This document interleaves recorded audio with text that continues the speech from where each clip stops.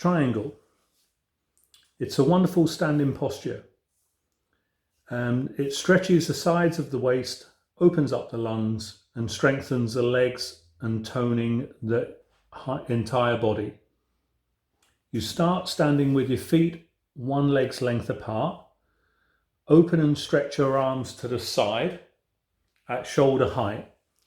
Relax your shoulders back and down. So this is warrior two position.